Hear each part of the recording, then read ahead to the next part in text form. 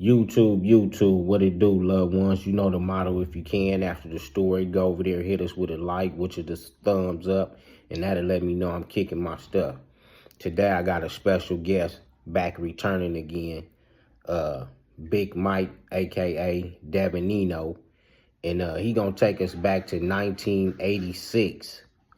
And a lot of people was inquiring that never been to the pen and heard about people talking about, oh, this dude was the strongest dude on the yard and this, and that. And how do one get that title? So in 86, how did one get that title? Yeah. Well, at that particular time, they had they would have weightlifting contests. Okay. And, the guys that was in charge of recreations, they would put posters out and tell you when they were going to have the contest, and guys would start getting ready. Right. Okay, okay, go ahead. No, and from that's how we found out who was the strongest on the yard. Right.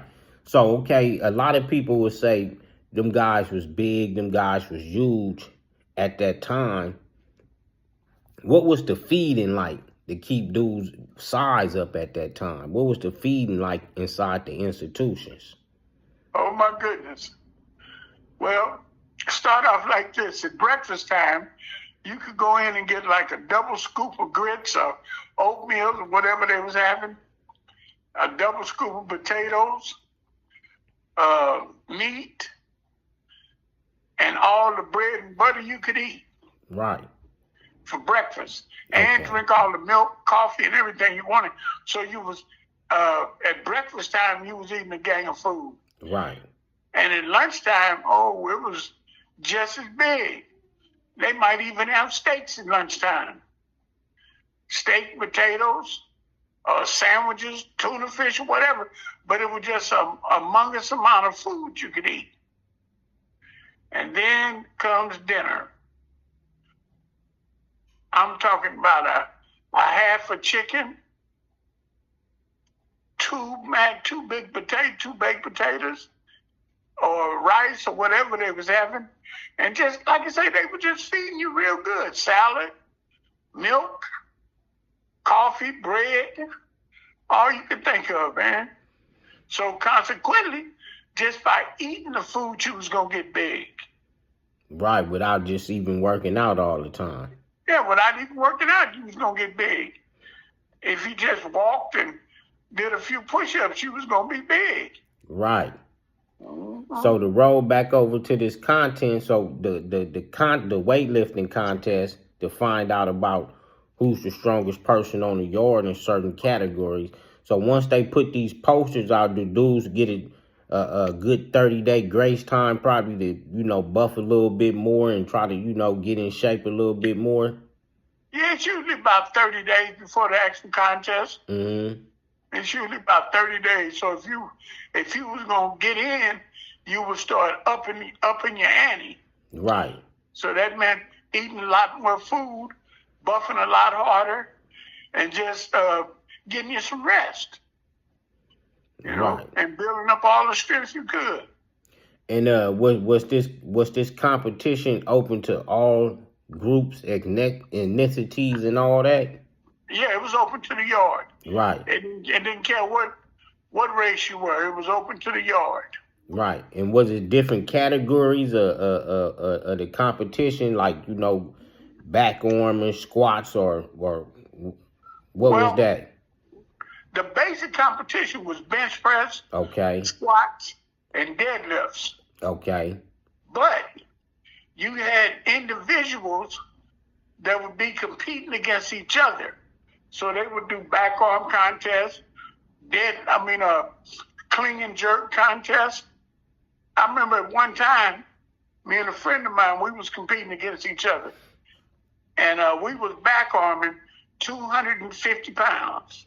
Right. We could have went for more than that, but I'm gonna tell you the truth. I was a little afraid to put that much strain on my arms. Right. But I figure I could have did a good 275, Right. And I know for a fact that my buddy, he did eventually back on 300 pounds. Right. And what was your buddy name, if you could say that at that time? Well, let's see. I just say Big Devil. Right.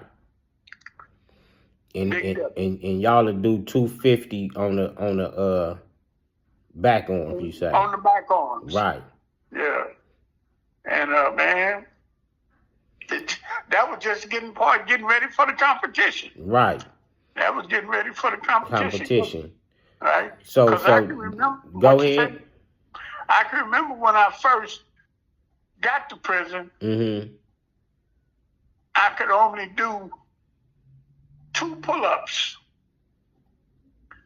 I could only do 2 pull-ups. Right. But then, as I worked out from eating good and everything, getting ready for them different competitions, I was able to do 25 pull-ups. Right. And I don't know if anybody's listening, 25 pull-ups is pretty hard to do.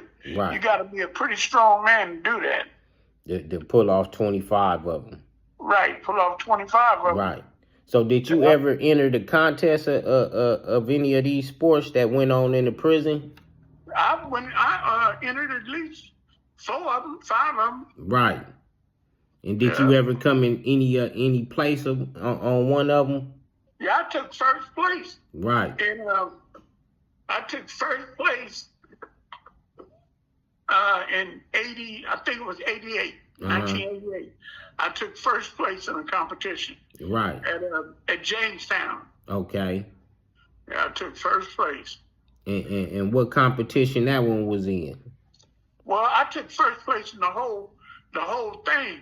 Right. Because it was bench press, squats, and deadlifts. Mm-hmm.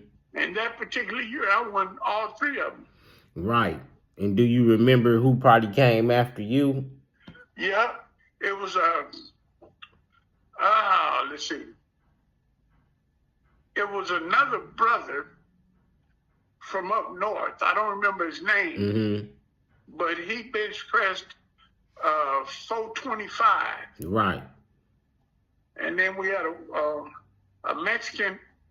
He did 425 too, so they tied. Right. Yeah. And that was on the bench press. Right. And then what was next? We had, what did we do next? We did the deadlifts. Mm-hmm. And that year I deadlift 625 pounds. Right. Yeah. I'm going to tell you the truth. I probably could have did more. Mm-hmm. But that's what I won with. Right. With and the 625. And who came after you on with that one? It was a white boy named Doug. Mm-hmm. Yeah, Was Doug a big old dude? He was pretty big. Right. He was pretty big. Right. Yeah, he was. Because at that particular time, I was holding like about a 21-inch arm. Right. And almost a 60-inch chest. And I was weighing about 250 pounds. Right, so you was pretty big then. Yep.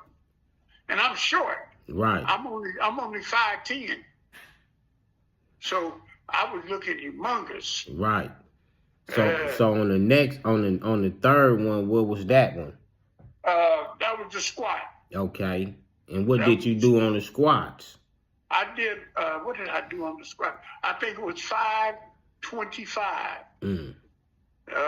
And who you think came after you on the 525? Well, actually, I lost that one. The white boy I was telling you about, Doug, mm-hmm. He won that with like 600 and some pounds. Right. And he could have did more too, but it wasn't no use to do no more because he had already won. Right, he already done did it. Yeah. What gave me the competition is because I had won the bench press and the deadlift. Right. And so that's what gave me the competition. But I tell you something though, nephew. Right. It was some brothers on that yard mm-hmm. that didn't enter the contest that probably could have bench pressed 500 pounds. Right. probably could have bench pressed 500 pounds. Right. But they Yeah. just didn't enter it. They just didn't enter it. Right. And And what do that feel like once you know when these type of events come up, and like you said, you sweep off with a ribbon for winning. What is that feeling like? it feels good because you don't in prison you don't have a lot of stuff that you could really do. But when you see yourself winning something like that, and you know that it was really something that you had to work on, it feels real good. Right. It feels real good. And what was the reward of that? If dudes entering and you do sweep, what's the reward? Oh, you get a first place ribbon, and you get a canteen reward, which was probably I think it was like $20 to $30 that you would get to spend on canteen. But the biggest reward of it was that everybody on the yard was like, "Oh, that's the strong army right there." Blacks, whites, Mexicans. When they saw you, they said, "Oh, he the one that won the competition." Right. So that was a good reward feeling. That's pretty good. Yeah. That's pretty good. Right.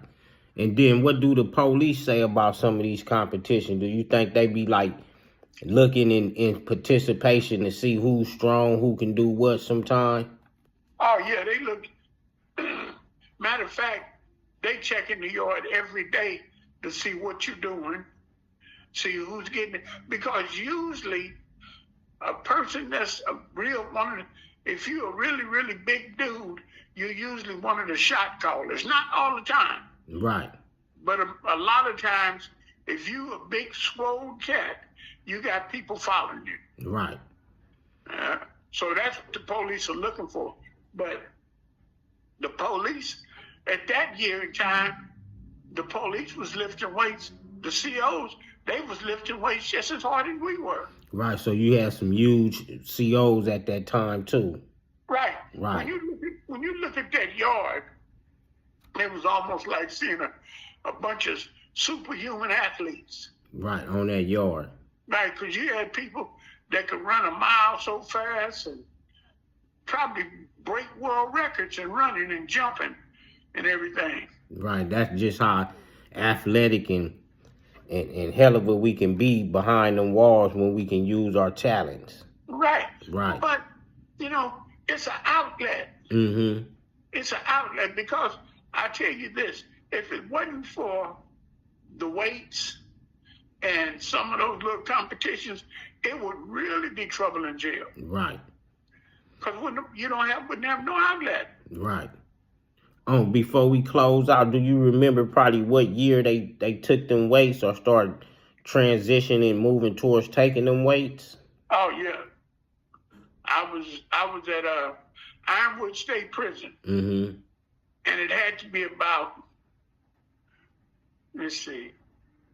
No, it was before Ironwood. I was at. I think I was at CIM. Right. Chino. Okay. Yeah. They started filtering the weights out. They were taking all the heavy weights off. Well, first they started taking all the light weights off. Because, see, a lot of people used to use the light weights to fight with. Right. So they started taking them off. And then next thing you know, after about 6 months, the yard was clear of weights. And that was the end of that. And that was the end of that. But you also saw people starting to have a lot of anxieties build up in them.